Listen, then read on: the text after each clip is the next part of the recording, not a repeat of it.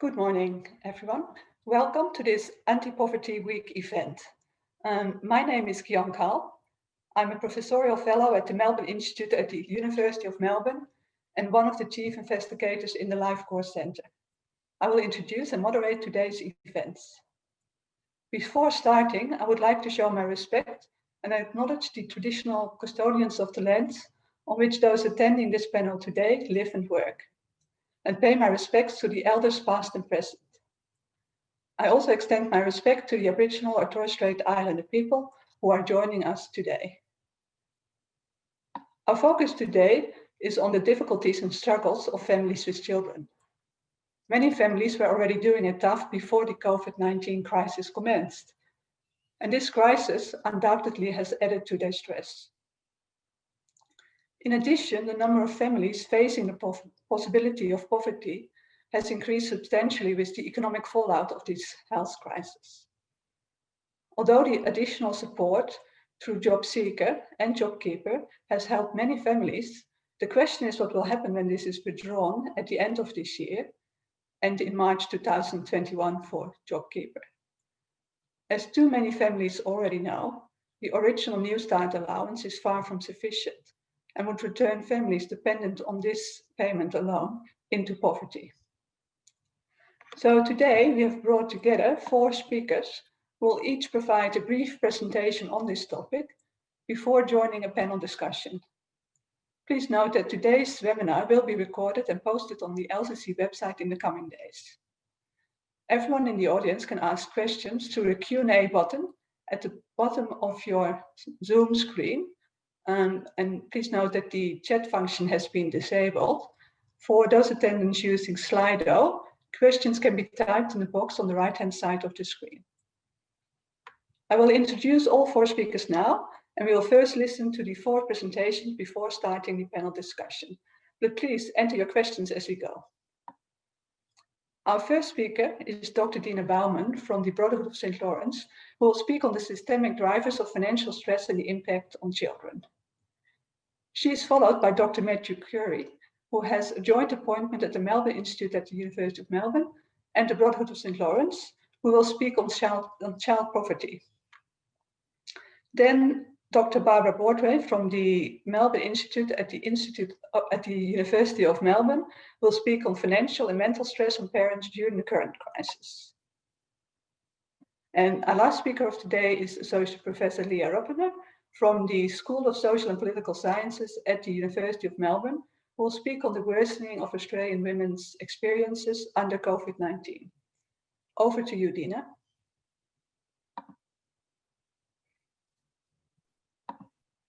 Thanks, Guion.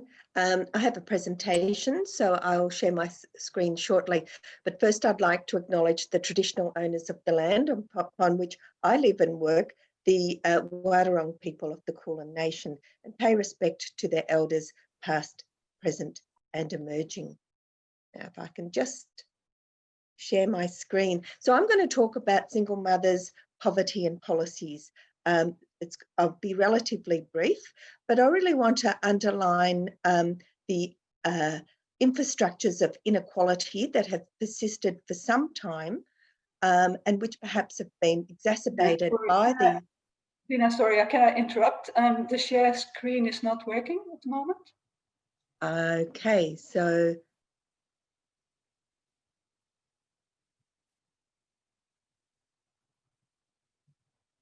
Done.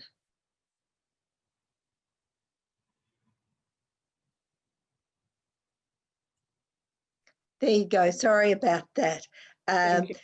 So I'm going to draw on some recent research which was done prior to COVID in 2019 with single mums in Victoria, talk about the underlying infrastructures of inequality that existed prior to COVID and have no doubt been exacerbated by the crisis. And unless we take the opportunity of this crisis to rebuild in a more equitable manner, will no doubt persist. I argue very much that policies that affect parents affect children. And we looked at particularly policies around work and care, social security, and child support. And I suppose my key takeaway is that poverty is a policy choice, and I suggest some ways forward, what needs to happen to address poverty of single parents and their children.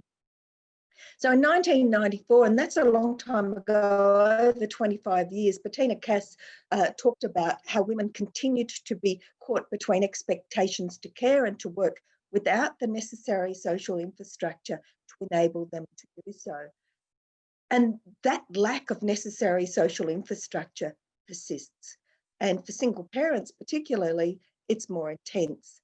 In Australia, 4 out of 5 single parents households are headed by women, and they're overrepresented in terms of poverty, and for children in single parent families are 3 times as likely to live in poverty than children in couple families. Policies that affect parents affect children, because without inadequate resources, inflexible employment, and unresponsive policies, single mothers continue to be caught in this triple bind between work, care, and social security. So it's a qualitative study that I'll briefly describe. 2019, we did interviews with 27 low-income single mothers who had children under the age of 16. Most were aged 30 or older. Over half had experienced family violence, which is a key reason why people become single parents, and most had young children. And 2/3 of the interviewees had paid work. So they weren't necessarily not in the labour force. Many were combining some work with social security. They experienced constrained choices in balancing work and care, and this is common, not only amongst single parents, as other panellists will no doubt cover, but for these women, lack of appropriate childcare was a major stumbling block. There was a mismatch between inflexible hours of care and changing hours of work. This is particularly the case for people who were working on a casual basis, and for those who were working non-standard hours.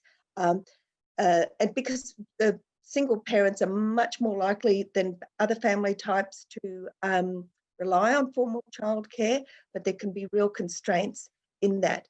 And then there was concerns that their economic insecurity was exacerbated because of the additional costs. If they were late picking up children, they would be stung by late fees. There was much confusion over the childcare subsidy. The women we spoke to didn't understand their entitlements or how the subsidy worked. And they were also concerned about being caught in the activity testing. They were eligible for the subsidy if they were involved in particular activities. But some of the activities that they were involved in weren't deemed to be eligible. For example, someone was volunteering as a treasurer in a club, which aligned with her employment aspirations, but that was not deemed to be appropriate. Oh, what have I done? There was an incredible, we talk about social insecurity rather than social security, because there was much confusion about some of the contradictions in relation to social security. So these women we spoke with were caught between inflexible work and inflexible social security arrangements. There were compulsory participation requirements attached to some of the income support payments that didn't consider the different or fluctuating employment conditions of these mothers. There was a widespread fear of making a mistake or risking suspension or cancellation of payment, and there was a fear of inadvertently incurring a debt. And so minimising contact with Centrelink was a common tactic, because they found encounters with Centrelink unpredictable and threatening, which is why many preferred to use the Centrelink Express app. But that also was inflexible, because it didn't enable people to report on earnings that were on own account if they were doing it through an ABN or there were other inflexibilities as well. In addition, for some of the women in this study, child support payments were, well, the women in the study, the child support payments tended to be low, as little as $16 a fortnight for 2 children. Former partners used loopholes to avoid paying child support, for example, through not lodging their tax returns or undertaking cash in hand work or organising their affairs in other ways. And so a non-payment or threat of non-payment was a form of violence. And this shadow of violence meant that some women ignored late or non-payment.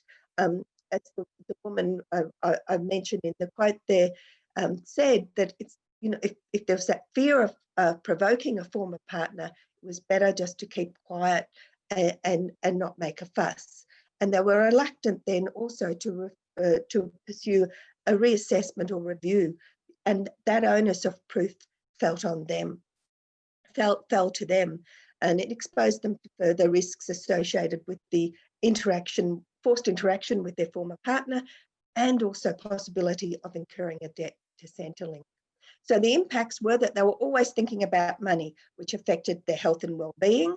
They were exposed to risks in insecure, often unaffordable housing, in areas often where they felt unsafe. Many of the women I interviewed said they didn't feel safe where they were living.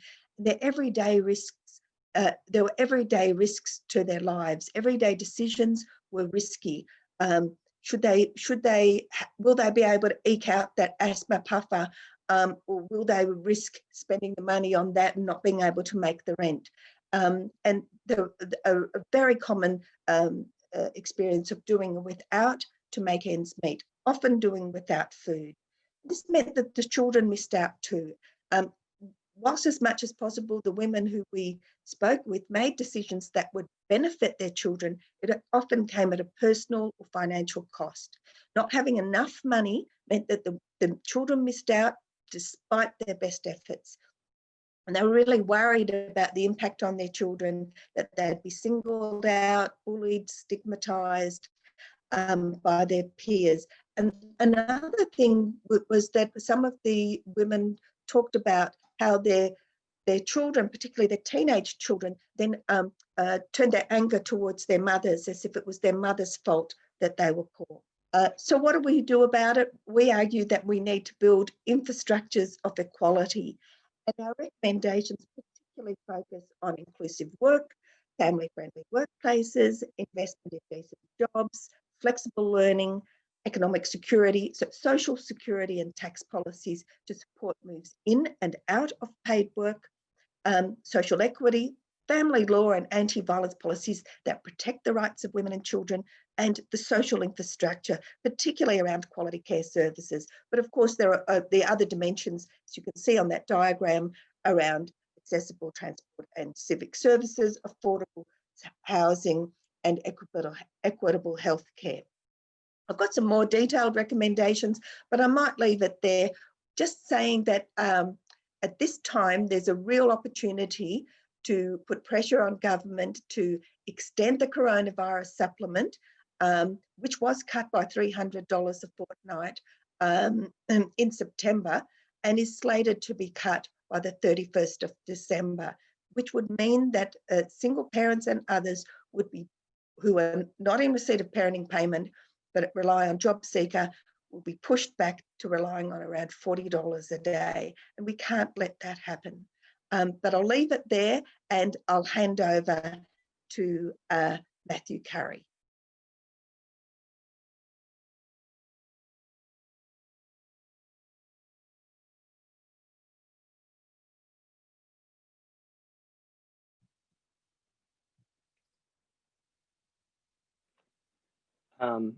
All right, so thank you, Dina, and I trust that my screen is being shared, but I guess we'll see.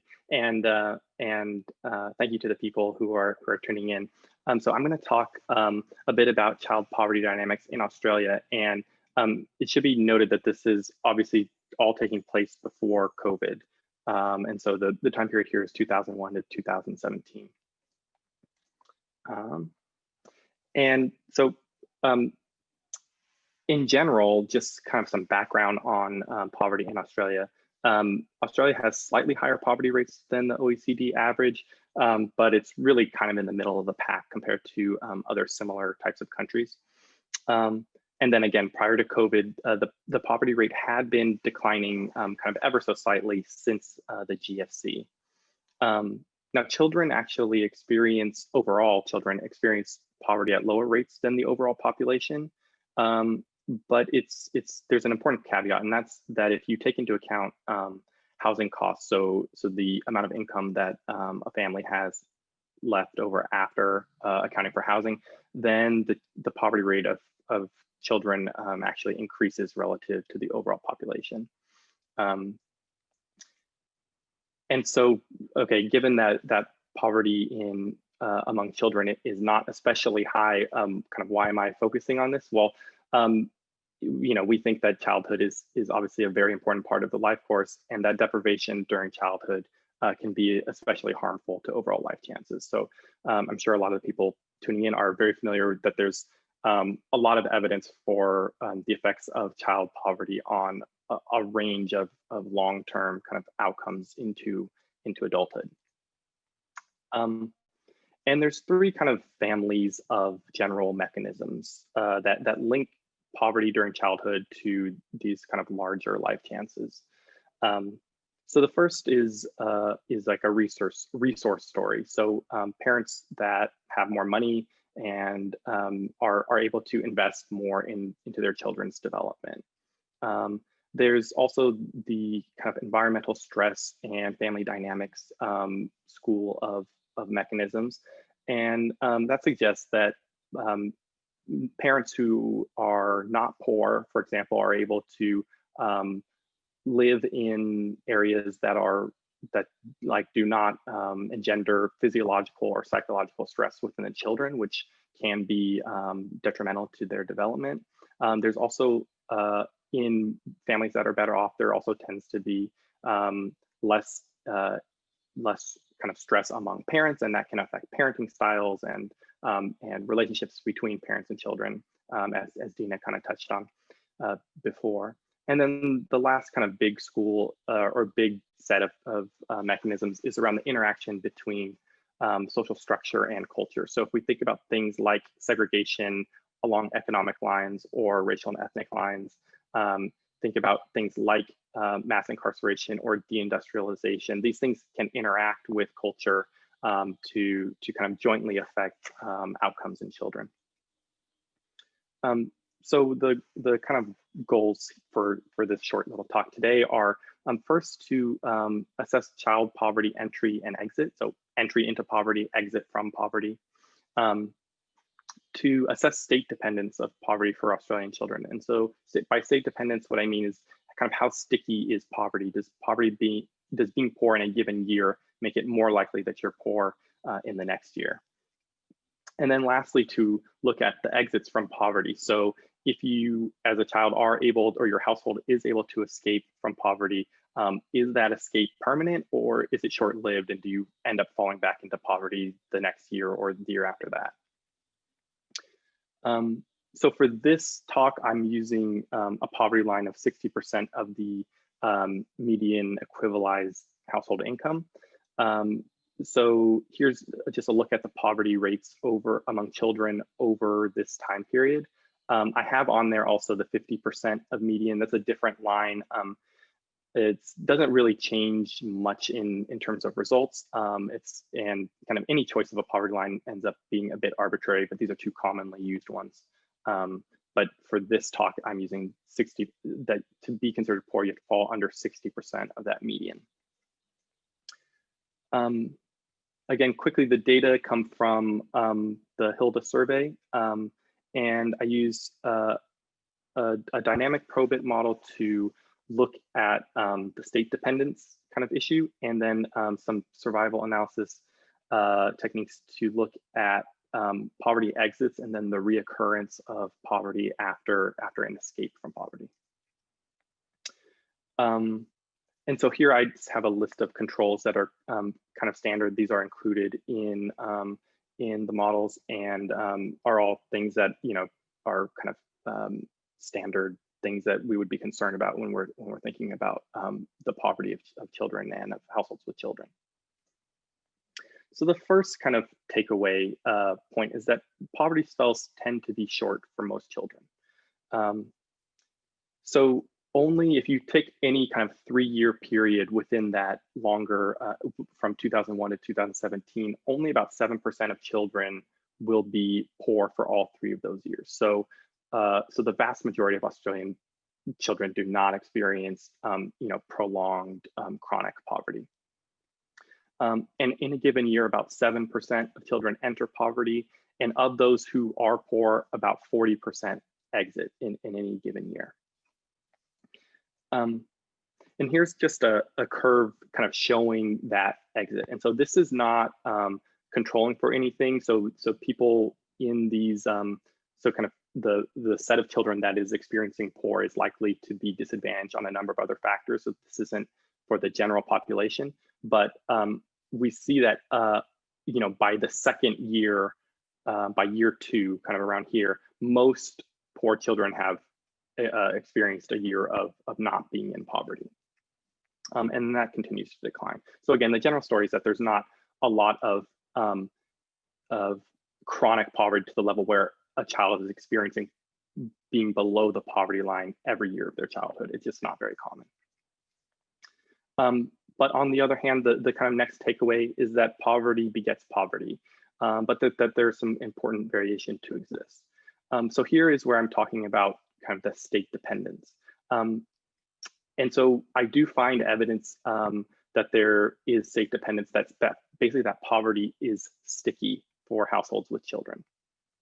Now these other variables I have listed up here are also correlates of poverty, and the variation that I mentioned here is that the state dependence, the strength of that state dependence, so how sticky poverty is different across the population. So for those who are already disadvantaged, poverty is even stickier.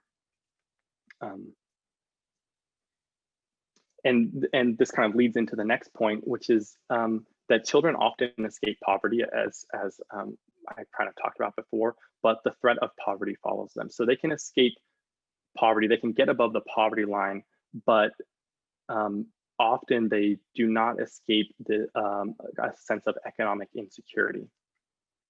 So this curve is showing poverty re-entry. So these are people who have left, have basically were poor in say the first year, escaped poverty in the second year. And this is looking at how long, are they able to stay out of poverty over time? And we see that the proportion that can consistently stay out of poverty declines, so that by the 4th year, most children who escape poverty within the next 4 years will experience at least one more year of being below the poverty line again, right? So if we think about a primary school student entering grade 1 as poor, and then say the next year their family is able to escape poverty, chances are that before that child leaves primary school, he or she is going to will be more likely than not to experience at least one additional year of poverty.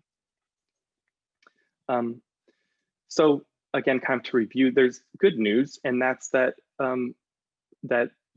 child poverty is not a experience that is often chronic in the way that maybe we can sometimes think, where a child is always poor throughout their entire childhood.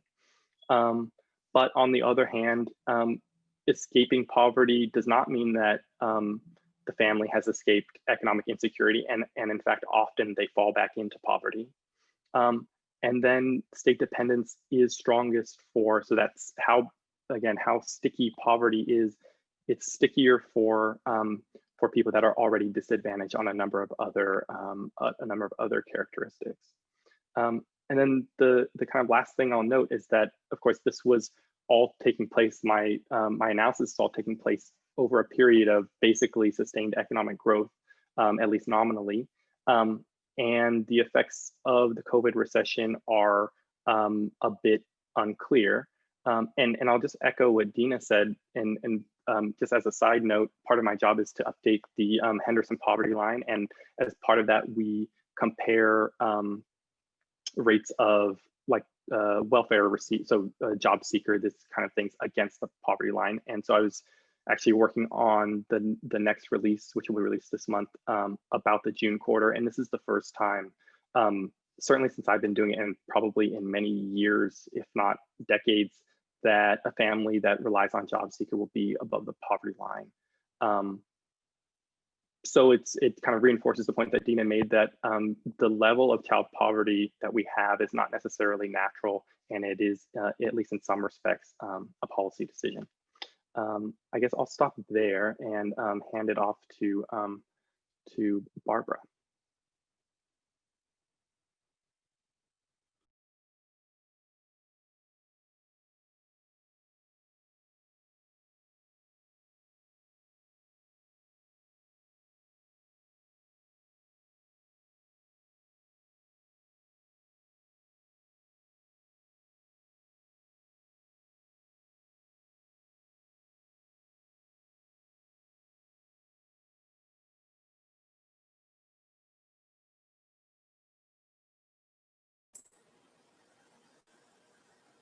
All right. Thank you very much, everyone, for attending.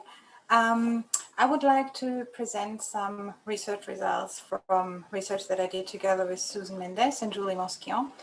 After Dina and Matthew have been talking about poverty and stresses of families before COVID, we've been looking at how COVID has affected families, and we've particularly looked at mental distress among parents. And we find very worrying levels of mental distress among particular subgroups of parents. The data we use comes from the Taking the Pulse of the Nation survey. That's a cross-sectional phone survey that the Melbourne Institute has been running since the beginning of the pandemic. And that is meant to track the economic and social well-being of Australians over the course of the COVID-19 crisis. We use data from the months of June to September on just under 6,000 individuals aged 25 to 64 years old. Look how mental distress is distributed in the population across different groups. The survey measures mental distress by asking, during the past week, about how often did you feel depressed or anxious? And a person is defined to be in high mental distress if they say all of the time or most of the time. And as I said before, we want to look how that varies across different population groups, particularly depending on whether people do or don't have children and what age those children are.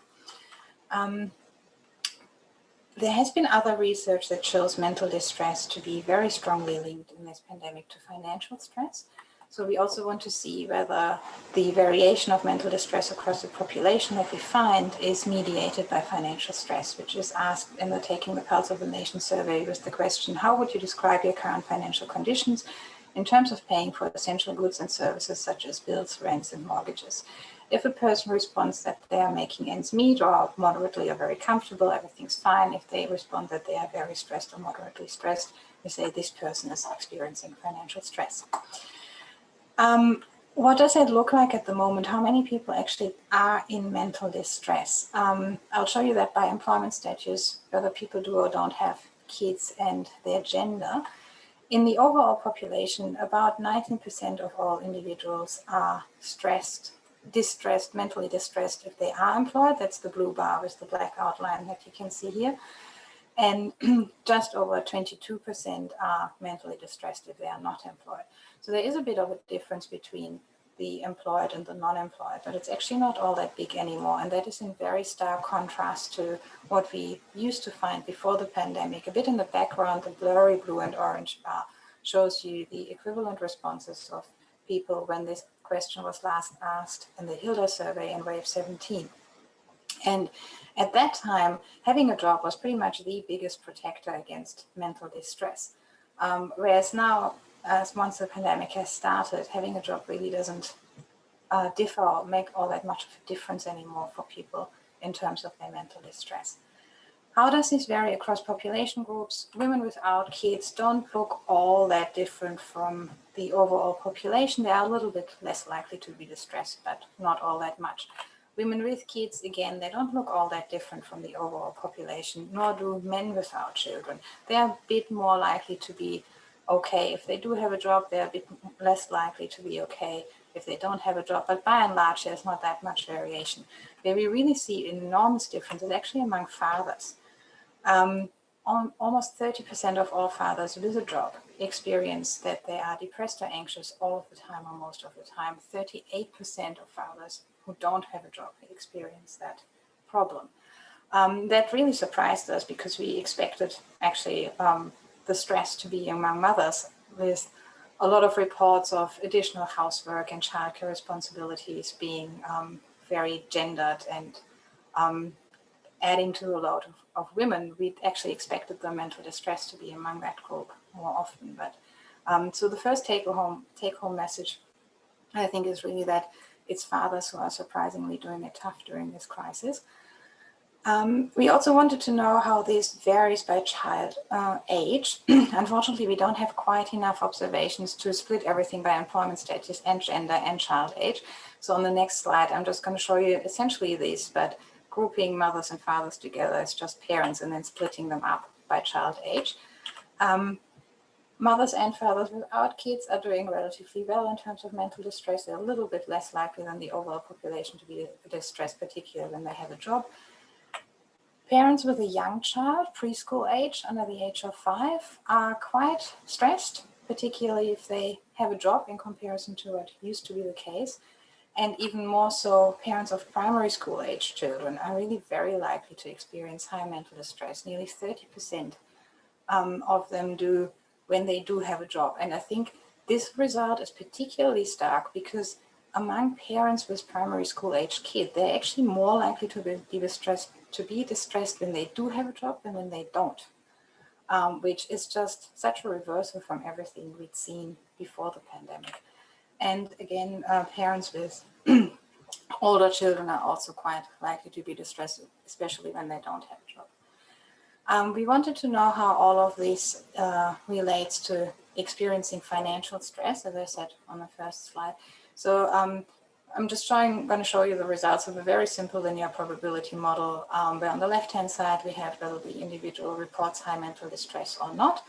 And on the right-hand side, we first have just a constant term that essentially measures mental distress among people who are employed and who do not experience financial stress. So basically everything's good. They have a job and they're making ends meet.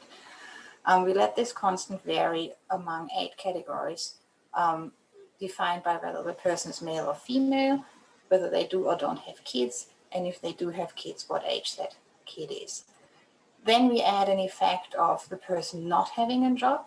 We let that effect vary by whether the person has a kid or not, and if they do, what the youngest kid's age is.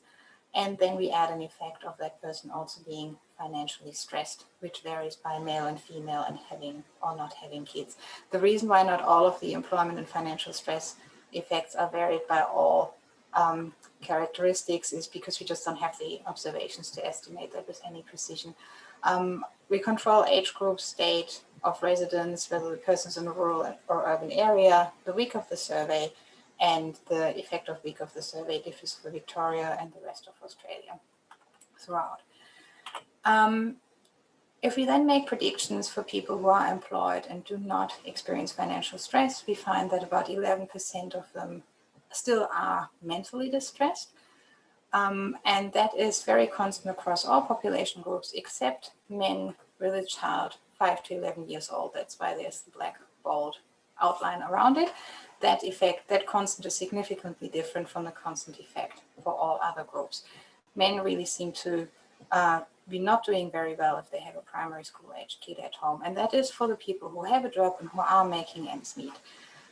So now adding the effect of losing that job, almost all groups experience higher mental distress when that happens, except for parents of primary school aged kids, who are actually a little less mentally distressed if they don't have employment. Even when we control for the effect of finances. And this in this instance, I actually did test whether this still holds for men and women separately, and it does. The effect is still very highly significant for both of them, even if we don't. So this is not just driven by the men. For men and women, it's nearly equally bad to have a job and a primary school age kid in times of COVID. Now adding financial stress, this is where actually all the action is. This massively increases rates of mental distress for all types of families, but even more so for men with children. Again, these effects here are significantly different from the same effect of financial stress for the other population groups. And when you look here at the sort of like worst of group, men who don't have a job, who are not making ends meet, and who have a primary school age kid, they have an over 60% chance of experiencing depression or anxiety all the time. Granted, it's not a particularly large group that meets all those criteria, but this is a group that really has big problems. So I think there are three questions coming up here. So first, why are men so stressed by having a primary school age kid? And why are parents of primary school age kids so stressed by being employed? I guess one of the most obvious explanations is that it has to do with school closures and just highlights the importance of access to care. But that explains why it would be a problem for parents. It doesn't really explain why it seems to be worse for men than for women. And we don't really have the data yet to test that, but I think what we've seen in the past, some findings about work-family conflict can be really quite instructive here. In the last Hilda Stat report, there's an article by Inga Lass who looks at work-family conflict and finds that men and women are, on average, about equally likely to have work-family conflict. But holding job characteristics like hours, managerial responsibilities, etc. constant, women are much more likely to experience work-family conflict than men are, but only for a short time. Then they swap jobs, they reduce their hours, they give up responsibilities, etc., and sort of sort their working life so that this work-family conflict is reduced a little bit. So effectively, women experience work-family conflict when they first return to work after having a child, and they deal with it by changing their jobs. Men do not do that. Now, men all of a sudden experience the same work-family conflict that women experience whenever they return first to work, and in the short term, they are stuck and can't really deal with this and experience the stress of having the kid at home, but still having to hand in that important report tomorrow, etc. At least it's a hypothesis why we find what we find. The next question is, why are men so much more distressed by financial stress than women are? They are more likely to report that they can't make ends meet, but they also react much more strongly in their mental distress to not being able to make ends meet. And the question is whether this might be the burden of responsibility that they're now experiencing as often the sole earner. Other research has shown that it's mostly women who have lost their jobs, typically the secondary earner in a family. So someone who would have been a main earner before the pandemic is quite likely to now be a sole earner. And that might be a very stressful situation to be in, particularly when they know that their jobs are at risk as well. And I think if that is the case, if that's actually behind our finding, then it really highlights the benefits of female employment for men. All of this, to summarize, I think points very clearly to the need for affordable access to care, which has been in the media so much in the last few days, how important childcare is for women's access to work. But this also seems to show how important women's access to work is actually for men to be happy. And it also highlights, by just showing the enormous size of the effect of financial stress, how much mental distress we should expect when job seeker payments are going to be reduced again and job keeper payments are going to run out in March, and just really illustrates the importance of better support for the unemployed and how much that can do for the mental health of those who are still in employment. Thank you. And then I hand over to Leah. Okay, I'm gonna just say it's so fun to go after Barbara because I'm going to talk a little bit about some work we've been doing, and we're showing some similar things. This is going to be delightful. Can everyone see? I'm just going to assume people can. I can't see you all, so I'll just assume that everyone can see my slide unless you tell me that you can't. Okay. So this is a project, I'm just going to set a little timer so I make sure that I'm not going over time. This is a project with the US States Study Center and La Trobe University with Andrea Carson and John Ratcliffe. Just to give a little humble brag that's not so humble, but a big brag, is we wrote this report to kind of get out there before the budget got written. It got a write-up in the Age, a 2-page spread, kind of covering some of the stuff we're talking about. I filmed yesterday, socially distanced, a piece for ABC 730 that was supposed to go on yesterday that should go on tonight, although I got bumped yesterday for the Prime Minister, so evidently I'm not the most important person in the world, which was a bit of a shock for me. But once we have this kind of up and out, we will publish it, put it out there, and the opportunity to share it widely. So this is, I'm going to start by saying something quite obvious that everyone knows. The COVID-19 pandemic has disproportionately impacted women.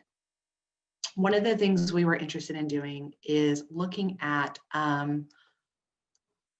what we started a survey in May. We started this Life Under Lockdown survey, and it's an interdisciplinary collaboration with Andrea and Shauna. We were interested in collecting data over time, seeing what was happening at these kind of peak moments when things were really critical, and then dipping back in when we need to see when something else happens. So we had the first wave of 1,000 respondents, May 2nd and 3rd.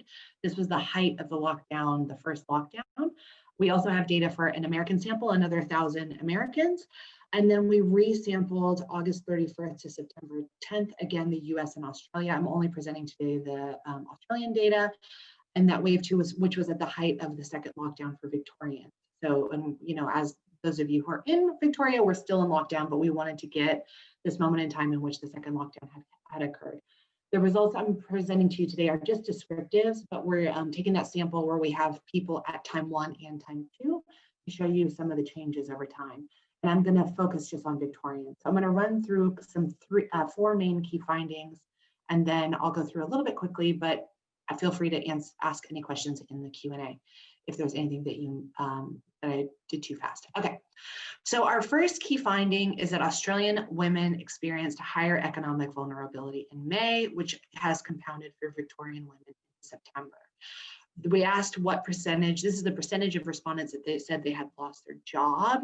And we can see that in May, this is Victorians in blue, it's going to be blue throughout, that around 16% of Victorian women said they had lost their job.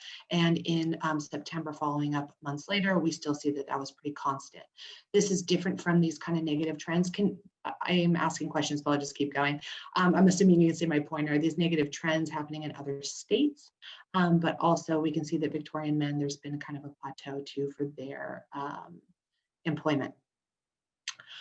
Something to keep an eye on is the percentage of women who said their own business has been disrupted. In May, this was relatively low. Victorian women had done pretty well, but by September, you see that this is increasing, the percentage who said that their own business has been disrupted.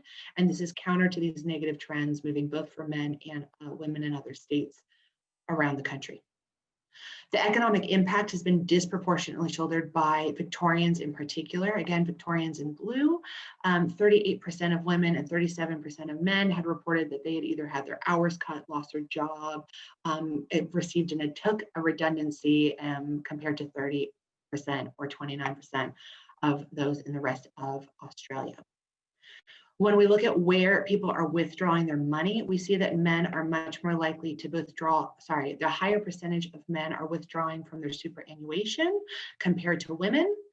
Victorian men are particularly pulling against their savings, which kind of fits with what Barbara's talking about, that financial pressure. The women are, we see 14% of women in Victoria and the rest of Australia are accessing their superannuation compared to 11% of men in Victoria, similar numbers for men outside of Victoria. But where we see some kind of interesting differences is it seems like women are much more likely to be asking for financial assistance from friends and family compared to say 7% of the men in outside of Victoria. Rent relief access for our sample is not very high, which is quite interesting because this was a critical government policy, but it doesn't seem like, at least within our group, that people are using it. There has been a lot of discussion about where the money is going. Are people just buying cars and frivolous things. We have no indication of that. People are spending their money if they're accessing their emergency savings on food and basic necessities or their rent and mortgage. One thing just to kind of keep an eye on, because we would like to continue this panel over time, is that it looks like in other states, this is a low percentage. I'm over here on the childcare one, but that that people in other states do seem to be drawing on their savings to pay for childcare. It's just something to flag to see if this gets bigger or persists over time as economies open up and people might need to access savings to get kids back into childcare so they can either get new jobs or reskill. A second key finding we have is that Australian women are worried that their jobs will disappear, that they won't have the right skills for future work or enough money for superannuation. We're looking again over time. Victorian women are here in this, Victorian women are orange here. We see that the percent of women who are extremely or very worried they won't have enough money for superannuation. In Victoria, this has increased by 10 percentage points, whereas it's slightly declining for men and women in other states. But we did find at the beginning that women were reporting more worry about superannuation. You can see this was divided by where they lived. We also asked them, compared to a year ago, how much more worried are you about the following in general? So these are the two significant differences noted by gender. We see generally people are so the most common worry is that if I lose my job, it will not come back. Men and women are equally worried that if they lose it, it will disappear. Women are slightly more anxious that they do not have the right skills to pursue the job I want, with a higher percentage of those reporting that they're much more worried. We asked about this caregiving responsibilities to children, and partners and friends and family will make it difficult for me to work, and seeing that women are slightly more likely to report that, in part because it's coming in this much more worried category. A third key finding is that women continue to carry a larger housework and childcare load, with the greatest disadvantage amongst Victorian women. Here again, we see that Victorian women, so we see some declines, some returns to baseline, although we see men are picking up. Sorry, I'll just take a step back. This question asked them whether their housework had increased relative to their pre-pandemic levels. When we talk about housework and childcare, it's always important to note that women on average do more. So it's an increase on an unequal load. We could see that the higher percentage of women were saying that their housework had increased. And this has declined slightly. When you look at the distribution, I'm just going to go on a little caveat. When it looked at the distribution, when I was looking at other states, it looks like there is a higher percentage of women in other states who said, yes, we've returned to pre-pandemic baselines, like what it looked like before, which is kind of interesting because the economy's reopened. But we're seeing that Victorian women are carrying there is the highest percentage of Victorian women who are reporting that their housework has increased, and men in Victoria who are saying that their housework has increased as well. So this is something to keep an eye on for this idea about a restart of gender roles, whether we can see this over time. Where we see also differences is in childcare, that we see that men in Victoria and women in Victoria are increasingly, there's a higher percentage of men and women in Victoria who are saying that their childcare has increased from May to September, which makes sense because of the second lockdown, kids are home, and this is unsustainable in my own personal experience. So a fourth key finding, sorry, I'm going to just give a little more of a caveat here. I think what's important when we talk about this is we're thinking about, okay, women are experiencing this economic strain, they're losing their jobs, they're worried about their financial futures, they're worried about their retirement. I mean, that's an economic strain and drain. In addition to that, it appears that they're carrying higher housework loads, that they're carrying more childcare. And so I want to think about this as a cumulative effect, right? That this is all on top of each other. So we asked, has your own health been affected? We see that for Victorian women, the percentage reporting that their own health has been affected has increased from May to September. We asked if their friends and families' health had been affected. Again, we see Victorian women and Victorian men and some indication in other states. The Victorian women, the line looks very different. Higher percentage are saying their friends and family health has been affected. We asked if they're feeling anxious. Here we're seeing the Victorian women, the percentage of those reporting that they're feeling anxious all or almost all the time has gone up. We're also seeing that the percentage of men reporting they're feeling anxious all or almost all the time is going up. And Barbara's brought some wonderful insight into this, in that this is in part about the financial pressure. The percentage of Victorian women who are feeling calm and peaceful all or almost all the time is declining. So same for Victorian men, but starker decline for Victorian women. And the percentage that are reporting that their sleep is restless is going up. This is true in other states as well, and less evident in for men. So just some kind of summarizing conclusions, because I know I'm at my 10 minutes, that there's this cumulative impact on women: higher job loss, business disadvantage, greater childcare and housework demands, worse mental health, higher anxiety, less calm and more restless sleep. There's some indication there are some returns to baseline in other parts of Australia where the reopenings have occurred, but Victorian women remain particularly disadvantaged under the second lockdown. Just something to note is that as the federal government is making these economic, health, and well-being responses, they need to give some primacy to Victoria as it's facing a disproportionate economic fallout from the second lockdown. Government responses must recognize that women are vulnerable to these long-term poor economic, domestic, and health consequences. And this federal and state government should recognize that Victorian women are amongst the hardest hit in Australia due to this COVID crisis.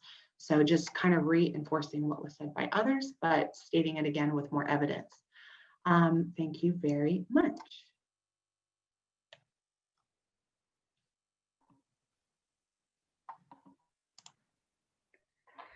Okay, so if our four speakers could switch on their video again, we can start a panel discussion, and we have a few minutes for this. So if people want to add their questions to the Q&A, they can still do so.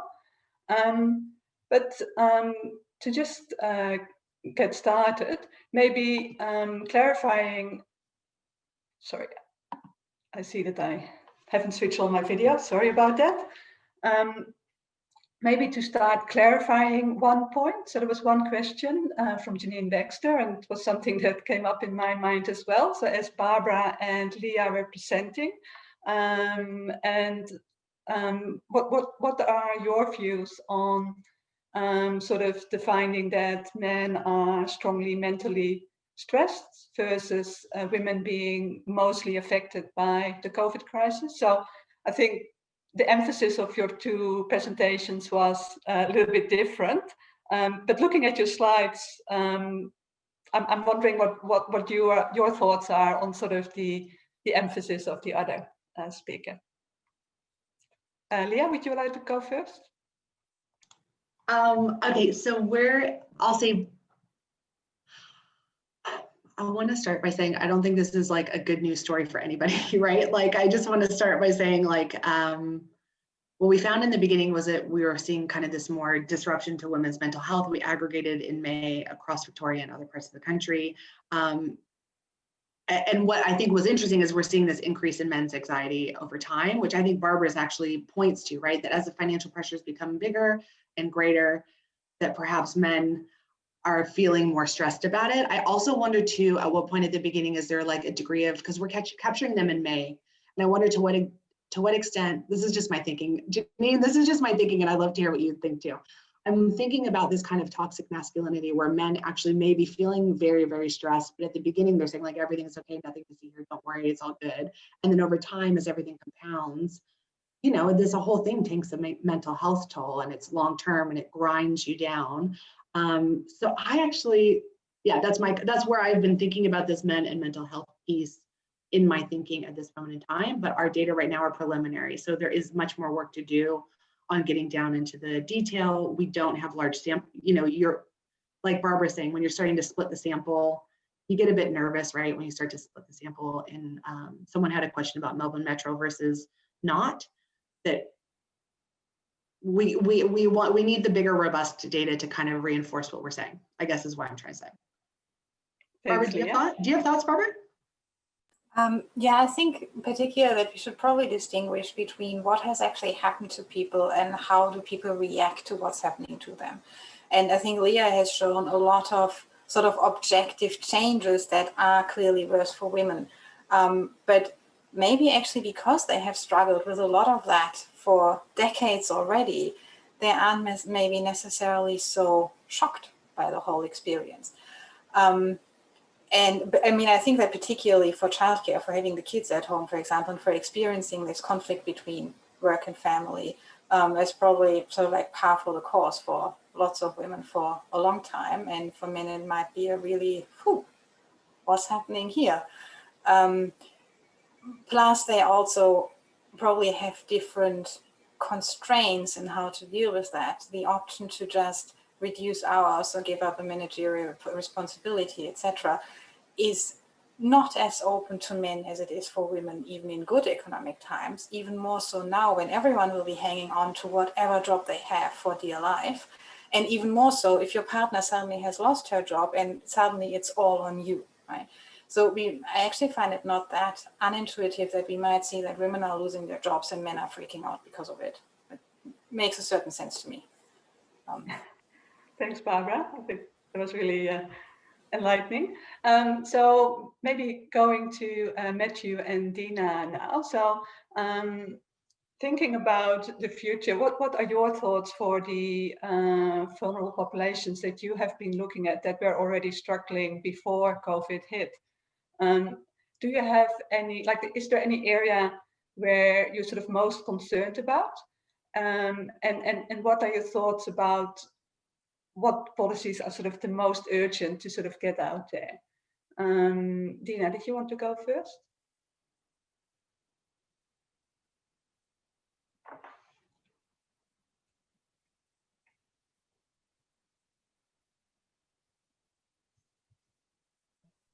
Sorry, trying to get the unmute thing. Yeah, I think the most important is what the coronavirus supplement has shown is that with an adequate income, it solves a lot of problems. The Council for Single Mothers and Their Children had a campaign, 550 Reasons to Smile, which referenced the $550 per fortnight of the coronavirus supplement, and what a profound difference that made.